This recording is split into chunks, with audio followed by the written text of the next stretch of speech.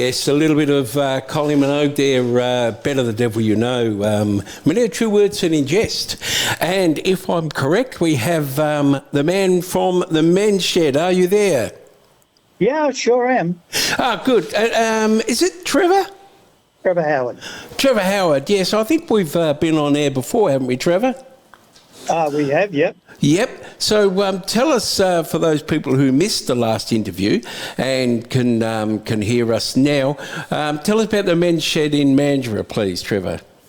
Well, the men's shed, the Mandurah men's shed, there's actually three down here, one in Falcon and there's one called the Peel Community Men's Shed. Oh, okay. And the Mandurah men's shed. Now, the latter two are on a project to amalgamate, to go into a new facility supported by the City of Mandurah. So that's 12 months down the track. But essentially what the men's shed is, provides a opportunity for chaps that, men and even women on a day a week, come down to a place that's a safe environment where there's total acceptance and activities for them to do. Our activities revolve around mainly doing woodwork and making toys and furniture for kids, or repairing wooden items for the community, what have you. And we often go out and help people clean out garages, particularly if someone's passed on and the next generation have been left to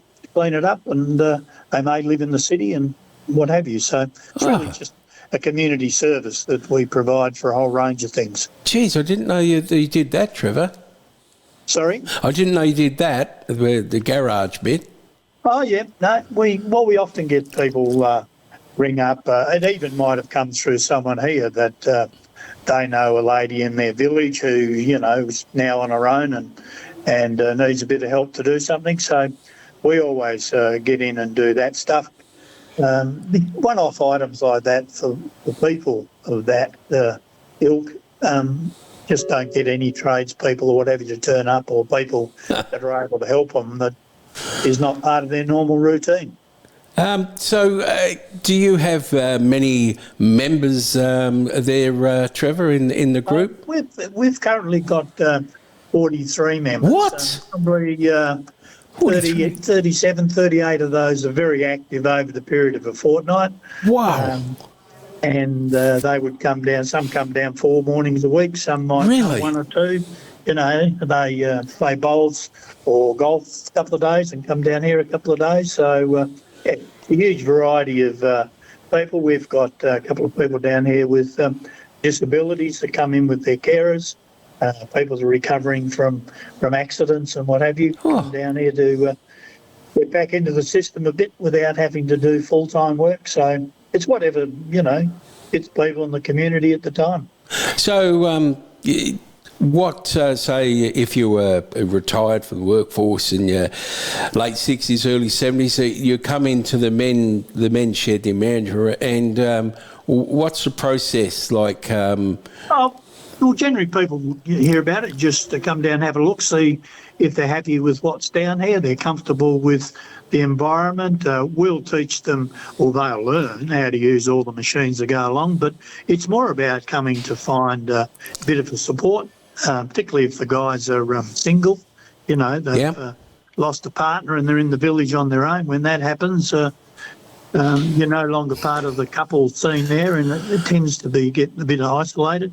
So they can come down here and just work with us. 10 o'clock smoko, and everybody drops tools and sits down and has a chat about whatever the current topics are. Then people get into it, and there's huge diversity of people from, a police inspector, the butcher, the baker. And a candlestick maker. Well, he hasn't come yet. We haven't watched him. So, do you have, let's just say, does somebody say, oh, look, I'd like to do a project, but it's a big project. Do you have teams of 3, 4, 5 people on? Well, it depends what you mean by a big project. Our first rule is we don't do anything that would take business off a local cabinet maker or whatever. Oh, okay. So we get the inquiry after everybody's tried to get someone to give them a quote and they just don't turn up. And when I say a quote, it's generally to bring something down here and fix it. We don't go into houses and do projects. Yeah. Put up curtain rods and hang paintings, that sort of thing. We just restore generally wooden things that are around, or make one-off items that people can't get anybody else to do. So if somebody wanted something, how can I put it, that they want something made out of wood and they can't get anybody to do it, so they come to you guys, right? What sort of cost is involved for those people, Trevor? It really depends. It's a lot of the stuff we recycle, and because we're volunteers, there's no labour cost. So it depends on what the project is. It might be making up a new picture frame or something, which might be $10 for the bit of wood and glue and screws, and the time's not an issue for us. We're starting to make a lot more one-off, like mud kitchens. I don't know if you know what they are. The kids have it's like a little kitchenette the kids can play in the house, and it's got a couple of bowls in it for them to make a mess with, or it might have a couple of wooden blocks on the top to show it's a stove or something for them to play with. We're making quite a few of those, particularly for schools. Want to put them into their amenities area out undercover, and the kids can go out and pretend, they might use it as a shop or something, and engages them that way. We make up out of a whole lot of leftover, virtually rubbish wood that's offcuts for us. We cut out a whole lot of animals, and then we take them to the play centres and give them to them, for the kids to sort of go through the process of teachers identifying something, selecting it. They might want to just colour it in and paint it or what have you, but those sort of things we don't charge for those. But some of our bigger toys, we make the old rocking horse. We now have a rocking motorbike, a rocking tractor, a rocking kangaroo. Jeez. They're very popular when we go to the different fairs and what have you. And with the one coming out Wellness Wednesday. Oh, yeah, tell us a bit about that, Trevor. We'll have all our range of tools, toys and items and that down there for people to have a look at. And people can buy them off us, or we'll make them up if they want something a different size or shape or what have you. But, yeah, it's really about the guys being able to get together, and you hear the story. Why are you interested? Oh, the wife told me to get out of the house and went away. And which is fine, because it gives them somewhere to go. So for getting together, that's the critical part. We just happen to make toys. Other people might do metal work. They might, like you've got the musketeers that do the computers. So it's really just a place of chaps to go. And Friday mornings we have a couple of ladies come here, and so Friday morning ladies can come down and join in, and we've got a couple of really good ladies here that are prepared to help out.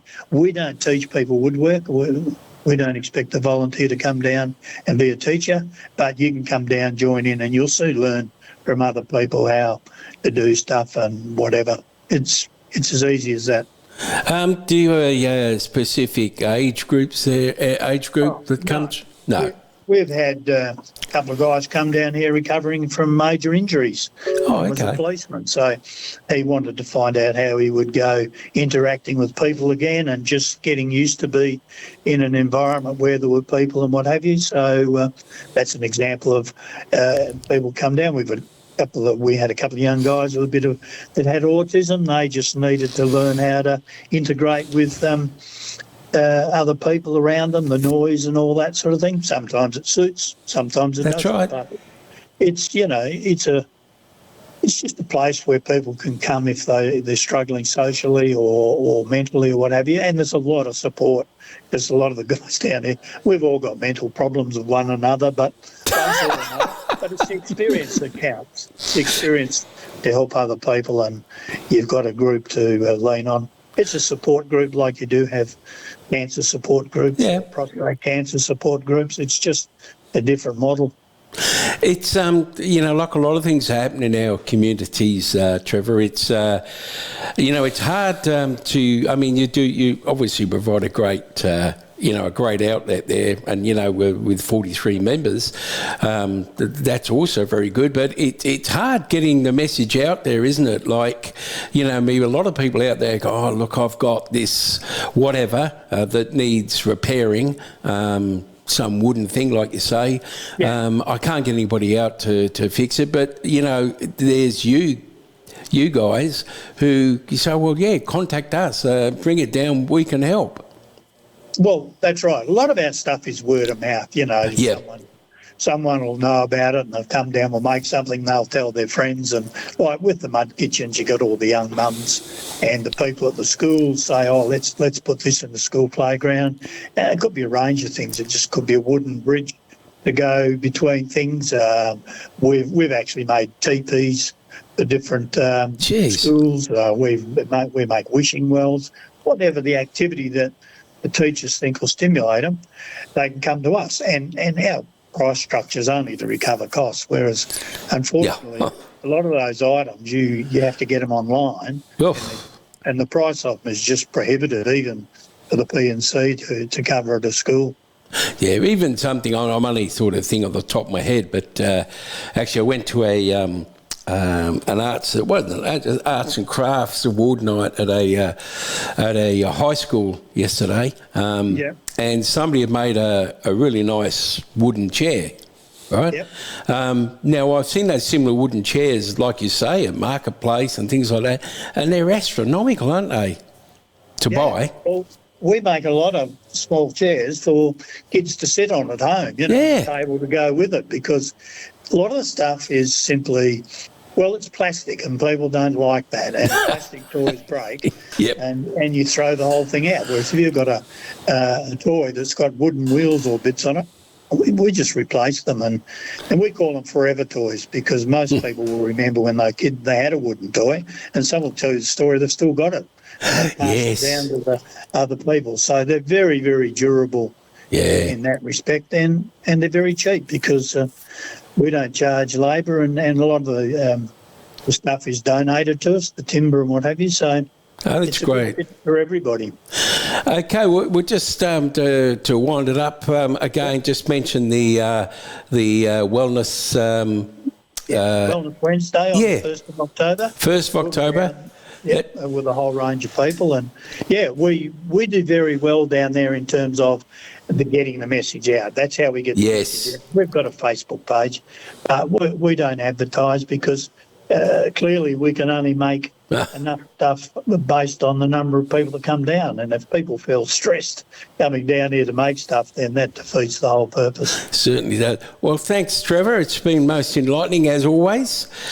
My pleasure. Yeah, and we'll catch up again. It's always interesting to talk to you and find out what's going on with the men's club in Mandurah. So thanks for your time, Trevor. Thank you, guys. Okay. Supporting the community. No worries. Thanks again. Okay, bye-bye. Ciao.